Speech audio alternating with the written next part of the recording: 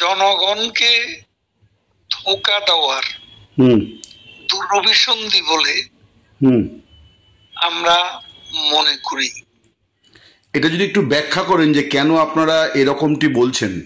দেখুন, সেই উন্মাদনা, সেই উৎসাহ উদ্দীপনা যা তারা 2024 সালের 5 আগস্টে তারা বাংলাদেশের জনগণের প্রতিক্রিয়া হিসেবে তাদের তন্ত্রমূলক উগ্র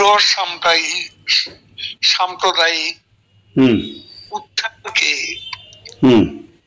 তারা ব্যবহার করেছিল।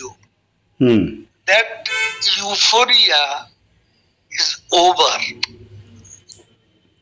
এবার দেখুন, লক্ষ লক্ষ টাকা খরচ করে জাতীয় সংসদে দক্ষিণ প্লাজায় যে সমাবেশের আয়োজন করা হয়েছিল, এই সমাবেশে 10 লাখ লোকের উপস্থিতির তোড়জোড় এবং তারা ঢক্কা নিনাদ বাজিয়েছিল। বাস্তবে 10,000 লোক সেখানে উপস্থিত হয়নি, বড়জোর 3-4 হাজার লোক সেখানে এসেছিল। তাও সরকারি কোষাগারের অর্থ ব্যয় করে, ট্রেন ভাড়া করে, তারপর সরকারি কর্মচারীদের বাধ্যতামূলক ভাবে উপস্থিত থাকা এবং জেলা পর্যায়ে উপজেলা পর্যায়ের অফিসারদেরকেও এই সভায় বাধ্যতামূলক ভাবে উপস্থিত থাকার নির্দেশ প্রদান। এটাকে আপনারা রাজনৈতিক ভাবে কিভাবে দেখছেন? মানে এটাকে রাজনৈতিক ভাবে আপনারা এটাকে কিভাবে দেখছেন? মানে কি উদ্দেশ্যে বা এটা করা হলো এবং এদের কি হচ্ছে যে এই জুলাই অভ্যুত্থান তারা যাকে বলে, এই জুলাইয়ের সেই সো-কল্ড আন্দোলনের ব্যাপারে মানুষের এখন সামান্যতম কোনো উৎসাহ নেই এবং যাদেরকে সেখানে উপস্থিত করানো হয়েছিল তারা বাধ্যতামূলক ভাবে এসেছে। অনেকে চাকরি রক্ষার স্বার্থে এসেছে, কেউ মন থেকে ইউনূসের এই জুলাই সনদের অনুষ্ঠানে। একটা জিনিস বলছি যে এটার মধ্যে মুক্তিযুদ্ধের সময়ে বলা হচ্ছে যে আওয়ামী লীগের সরকার, শেখ মুজিবের সরকার, মানে বলছে যে 72 থেকে 75 এই সময়টা, অর্থাৎ সংবিধান রচনা পর থেকে এই সময়টা অনেক রকম মানে অনাচার, একদলীয় শাসন ব্যবস্থা, এগুলির ওখানে তীব্র নিন্দা আছে।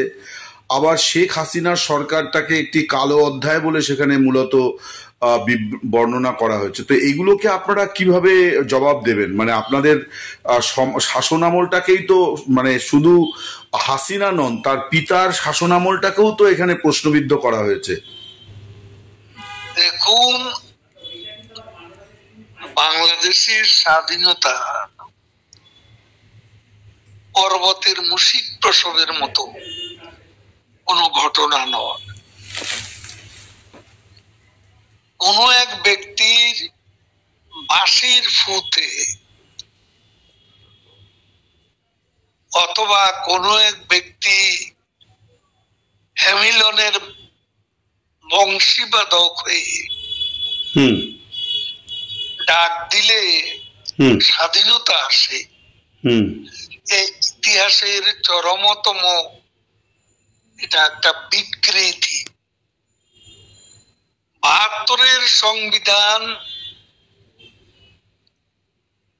সেই সংবিধান সারা পৃথিবীতে প্রশংসিত হয়েছিল একটি আধুনিক গণতান্ত্রিক সংবিধান হিসেবে চমৎকার একটা সংবিধান এর বর্ণনা আন্তর্জাতিকভাবে বিভিন্ন মিডিয়া পলিটিক্যাল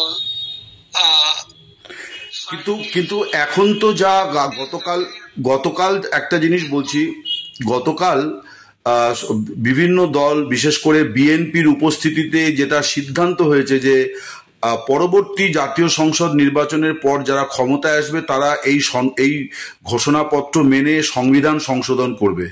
তো শেখ মুজিবুর রহমানের নেতৃত্বে যে প্রথম সংবিধান বা মুক্তিযুদ্ধ চলাকালীন 10ই এপ্রিল যে স্বাধীনতার ঘোষণাপত্র, সেগুলি সবই তো বদলে যাবে। আপনারা তাহলে কি করবেন?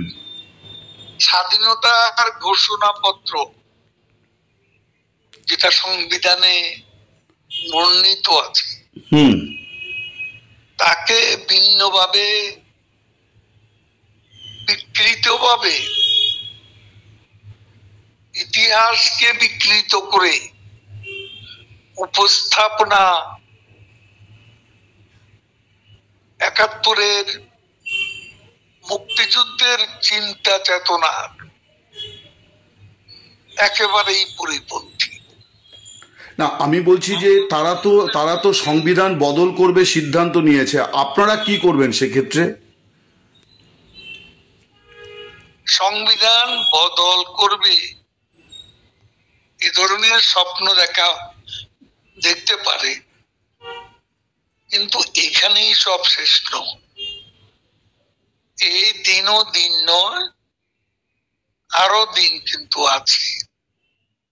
মানে আপনি বলছেন ওরা যদি সংবিধান সংশোধনও করে, আপনারা আবার ক্ষমতায় ফিরে আপনারা আবার সংবিধানকে আগের জায়গায় পৌঁছে দেবেন, এটাই আপনার কথা থেকে প্রতিভাত হচ্ছে বলে আমি বুঝতে পারছি। আমার প্রশ্ন হচ্ছে যে আপনারা কিভাবে আসবেন, কারণ আপনাদেরকে তো নির্বাচনে দাঁড়ানোর কোনো সুযোগ দেখছি না। আপনাদেরকে কার্যকলাপ নিষিদ্ধ ঘোষণা করেছে, নির্বাচন কমিশন নিবন্ধন বাতিল করেছে, নির্বাচন আগামী ফেব্রুয়ারি মাসে মানে রোজার আগেই সম্পন্ন হবে, তাতে তো আওয়ামী লীগের অংশগ্রহণের কোনো মানে অবকাশ এখনো পর্যন্ত দেখছি না। কি করে দিচ্ছেন? নির্বাচন হবে, তারা নিজেরাও তো নির্বাচনের প্রশ্নে ঐকমত্য পোষণ করতে পারেনি, কারণ যে জুলাই সনদ, এই জুলাই সনদের সমাবেশে এনসিপির প্রথম সারির যে নেতারা তারা উপস্থিত ছিল না, তারা চলে গেছে কক্সবাজারে পিটার হার্সের সঙ্গে দেখা করতে এই অনুষ্ঠান এড়িয়ে। আর অন্যদিকে বিএনপি ছাড়া জামাত ইসলামী এবং ইসলামপন্থী কিছু দল যারা ইউনূসের ঘনিষ্ঠ মিত্র বলে পরিচিত, তাদের প্রতিক্রিয়া কিন্তু ইতিবাচক নয়। এই অবস্থায় নির্বাচন নিয়েও সন্দেহ রয়েছে। নির্ধারিত নির্ঘণ্ট ঘোষণা করে বাস্তবে তার কোনো প্রতিফলন ঘটবে বলে আমরা মনে করি না। আর বাংলাদেশের 50+ জনগণ আওয়ামী লীগের সমর্থক, শেখ হাসিনার নেতৃত্বে বিশ্বাসী, তাদের বাদ দিয়ে এখানে ইনক্লুসিভ অংশগ্রহণমূলক নিরপেক্ষ নির্বাচন হতে পারে না। বাংলাদেশের জনগণ এই নির্বাচনকে প্রতিহত করবে। আপনারা কি বলছেন যে নির্বাচন হলেও সেটা অবৈধ নির্বাচন হবে? আওয়ামী লীগকে ছাড়া নির্বাচন হলে সেই নির্বাচন হবে না, হতে পারে না। মানে আপনি বলছেন যে নির্বাচনটাই নির্বাচনের নির্ঘণ্টের ব্যাপারে ইউনূস এবং তার যারা মিত্র তারাও কিন্তু ঐকমত্য পোষণ করে না।